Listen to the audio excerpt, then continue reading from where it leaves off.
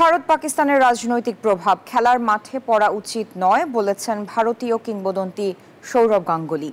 সংবাদ সংস্থা এএনআইকে তিনি বলেন, পেহেলগামে যা ঘটেছিল তা ঠিক হয়নি, তবে এর প্রভাব খেলাধুলায় পড়া একদমই উচিত নয়। এশিয়া কাপের দিন তারিখ ঠিক হওয়ার পর থেকেই ভারত পাকিস্তানের মধ্যে চলছে উত্তেজনা।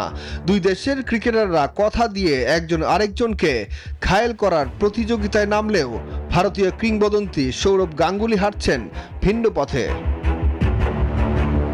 ভারতীয় সাবেকরা যখন বলছেন এশিয়া কাপে পাকিস্তানের সাথে কোনো ম্যাচই খেলা উচিত নয়, ঠিক তখন ভারতীয় কিংবদন্তি সৌরভ গাঙ্গুলী বলছেন রাজনৈতিক কারণে দুই দেশের মধ্যে ক্রিকেট বন্ধ থাকা উচিত নয়।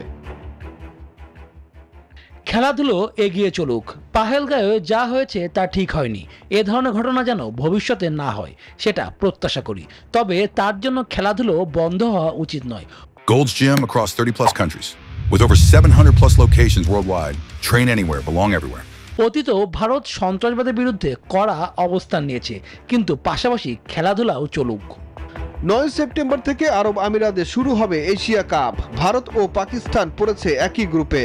ক্রিকেট ভক্তরা এখন অপেক্ষায় আছেন সেই ম্যাচ উপভোগ করার।